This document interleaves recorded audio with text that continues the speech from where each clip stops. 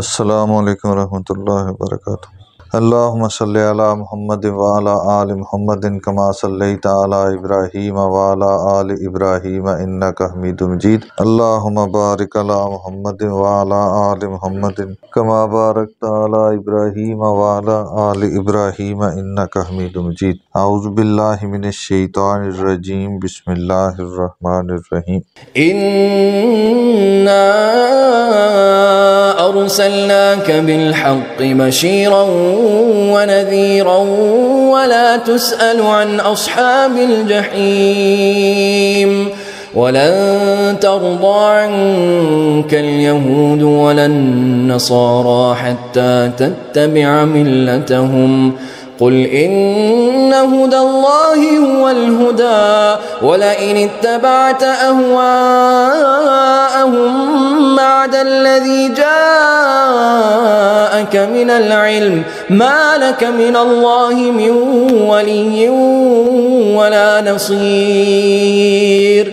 الذين آتيناهم الكتاب يتلونه حق تلاوته أولئك يؤمنون به ومن يكفر به فأولئك هم الخاسرون।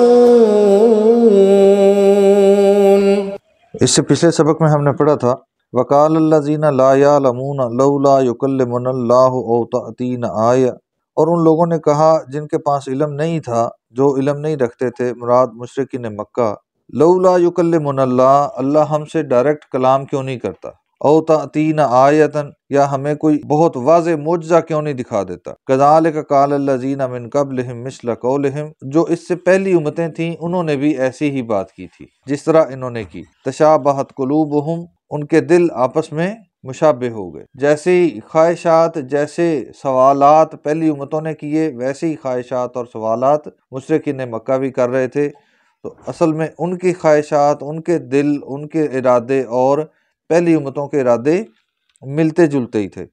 कद बय्यन्नल आयात लिकौमिन यूक़िनून, हालांकि अल्लाह ताला ने बड़ी वाज़े निशानियां बयान कर दी हैं, लेकिन वो वाज़े निशानियां किसके काम आती हैं, किसको समझ आती हैं? जो यकीन रखना चाहता है। कौम यूक़िनून, उस कौम के लिए जो यकीन लाती है। यकीन करना मकसद हो, ईमान लाना मकसद हो, तो फिर वो निशानियां हमें समझ आ जाती हैं। अगर मकसद इनकार करना हो, तनकीद करना हो, तो फिर हर बात पे एतराज़ हो सकता है। इन्ना अरसलनाका बिलहक़्क़ि, बेशक हमने आपको भेजा, मबूस किया, बिलहक़्क़ि, हक के साथ। इसके दो मफ़हूम है कि आपका मबूस होना बिल्कुल हक है, इसमें कोई शक वाली बात नहीं है, और दूसरा आपको हक बात देकर भेजा गया, यानी जो वही जो कलाम आपके पास है वो बिल्कुल बरहक है, उसमें कोई शक नहीं है। बशीरन व नज़ीरा, मबूस किया गया किस लिए? खुशखबरी देने वाला और डराने वाला बनाकर। ये अगले दो लफ्ज़ पढ़ने के बाद, यानी ये आयत मुकम्मल करने के बाद हमें इस बात की समझ आएगी। वला तुसल, और सवाल नहीं किया जाएगा आपसे, अन अस्हाबिल जहीम, जहन्नमियों के मुतल्लिक़। रसूलुल्लाह सल्लल्लाहु अलैहि वसल्लम को ये फ़िक्र खाई जाती थी, आप वालेकुम सलाम, आप इस बात की वजह से परेशान होते थे कि लोग बात नहीं मान रहे, जहन्नम में जा रहे हैं, ईमान नहीं ला रहे। आप दावत देते तो लोग आपकी दावत को तस्लीम ना करते, तो आपको परेशानी होती कि ये लोग जहन्नम में चले जाएंगे। तो अल्लाह ताला ने आप सल्लल्लाहु अलैहि वसल्लम को जो जिम्मेदारी दी, उसकी यहाँ पे वजाहत फरमाई कि आपको सिर्फ पैगाम देने के लिए भेजा गया। आपको सिर्फ ये पैगाम देना है कि अगर आप अल्लाह और उसके रसूल का हुक्म मान लोगे तो आपके लिए खुशखबरी है, जन्नत है, जन्नत की खुशखबरी देनी है, आपने सिर्फ बताना है। और अगर नहीं मानोगे तो फिर जहन्नम का उनको अजाब सुनाना है, उनको सिर्फ अजाब की तंबीह करनी है, उनको सिर्फ अजाब से डराना है। आपको जन्नत की खुशखबरी देने वाला और अजाब से डराने वाला बनाया गया है, पैगाम देने के लिए भेजा गया है। आप किसी को पकड़ के जबरदस्ती उस अजाब से बचा नहीं सकते, और हाँ, ना ही आपसे सवाल किया जाएगा कि आपने कितने लोगों को जहन्नम से निकाला। इस बात पे आपकी कारकर्दगी को नापा जाएगा। आप इस बात की फिक्र नहीं करें, आप सिर्फ अपना पैगाम जो आपके जिम्मे लगा है वो पहुंचाते रहें। बाकी कोई मानता है या नहीं मानता इस बात की आप फिक्र नहीं करें। वलन तरजा अनकल यहूदा, अगर ये यहूदी और ईसाई ईमान नहीं ला रहे, आपसे राजी नहीं हो रहे, आपके साथ खड़े नहीं हो रहे, कंधा नहीं मिला रहे, तो फिर उनकी हकीकत समझो।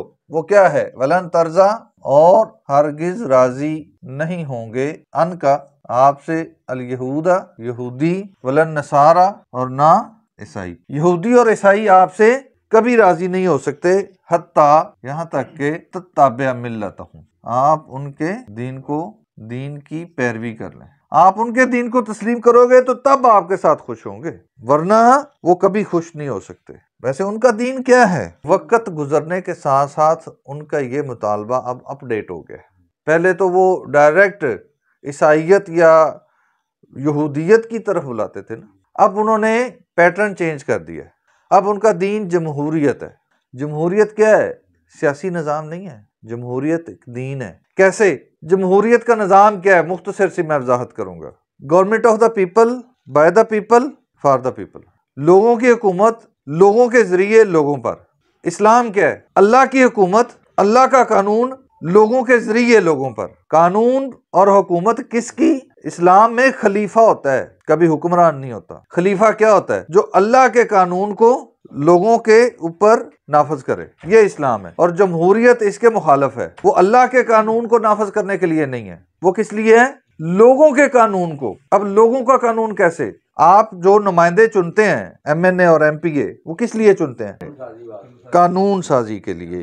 देखे ना, ये मुकन्नना होती है। निज़ाम हुकूमत के 3 बड़े जुज़ हैं, इंतजामिया, अदलिया और मुकन्नना। मुकन्नना का काम क्या है? कानून बनाना। अदलिया का काम क्या है? कानून की तशरीह करना, फैसला करना उस कानून के तहत। और इंतजामिया का काम है उस कानून को नाफज करना। अब इस्लाम ने कानून किसका दिया है? और जमहूरियत क्या है? कानून किसका है? मुकन्नना का। ठीक है, हम कहते हैं ना पार्लियामेंट सुप्रीम है। सुप्रीम कोर्ट आपकी किस कानून के ताबे है? जो पार्लियामेंट ने कानून बना दिया। तो ये जमहूरियत इस्लाम की जिद है। देखे ना, अफगानिस्तान में क्या मसला था? जमहूरियत नहीं थी ना। तालिबान की हुकूमत ने जमहूरियत नहीं अपना रखी थी। किस बात की सजा मिली है? उसामा बिन लादेन की नहीं, जमहूरियत की सजा मिली है। वो कामयाब नहीं हो पाए, वो एक अलग बात है, लेकिन उन्होंने उस वक्त अटैक करके करजई हुकूमत ला के तो जमहूरी निजाम दे दिया था ना। वो एक अलग बात है कि उसके बावजूद वो कामयाब नहीं हो पाए। जहां भी जमहूरियत नहीं होगी, इस कुफर को तकलीफ रहेगी।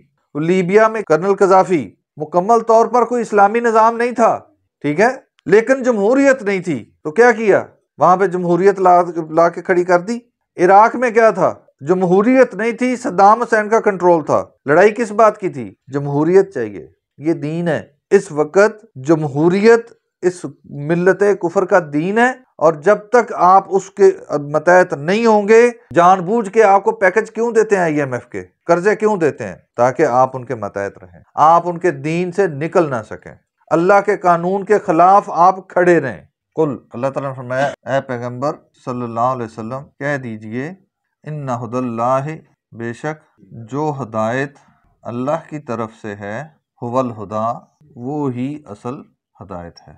हदायत का जो पैगाम अल्लाह की तरफ से आया है वो ही हकीकी हदायत का पैगाम है। उसके अलावा अगर हम कोई भी बात मानेंगे, किसी भी बात की तरफ जाएंगे, तो वो हकीकी हदायत नहीं है, उसमें आपको कभी भी निजात नहीं मिलेगी। वलैन, और अगर इत्तबात अहवाअहुम, आपने पैरवी की उनकी ख्वाहिशात की, बाद अल्लज़ी, बावजूद इसके, जा का मिनल इल्म, के आ गया आपके पास इल्म आने के बावजूद, अल्लाह की तरफ से पैगाम आने के बावजूद अगर आपने उनकी ख्वाहिशात की, उनके दीन की पैरवी कर ली, तो फिर क्या होगा? मालका मिनल्लाहि मिन वलिय्यिन, आपके लिए अल्लाह की तरफ से कोई मददगार नहीं होगा, कोई दोस्त, वला नसीर, और ना कोई मददगार। अल्लज़ीना, तो आज देख ले, जमहूरियत के पीछे भागने वाले अल्लाह की मदद से खाली नहीं है। अल्लज़ीना आतैनाहुमुल किताबा, वो लोग जिनको हमने किताब दी, यतलूनहु, वो उसको पढ़ते हैं, हक्का तिलावत ही, जैसे उसको पढ़ने का हक है। किताब को पढ़ने का हक क्या है, या सिर्फ तिलावत करना समझे बगैर? समझेंगे तो अमल करेंगे ना। किताब को पढ़ने का हक क्या है? पढ़ना, समझना, अमल करना और फिर आगे पहुंचाना। तो अल्लाह में उलाइका युमिनून बिही, यही वो लोग हैं जो इस पर ईमान लाने वाले हैं। मैं यकफुर बिही, और जो कोई इससे इनकार करेगा, किससे? कुरान मजीद का हक अदा करने से, हक का तिलावत ही से जो इनकार करेगा, फ़उलाइका हुमुल खासिरून, बस यही लोग नुकसान वाले हैं, नुकसान उठाने वाले हैं। तो नुकसान उठाने वालों का अंजाम क्या है? अल्लाह का अजाब। अल्लाह ताला महफूज फरमाए। अल्लाह ताला हमें कुरान मजीद को समझने और अमल करने की तौफीक अता फरमाए। जज़ाक।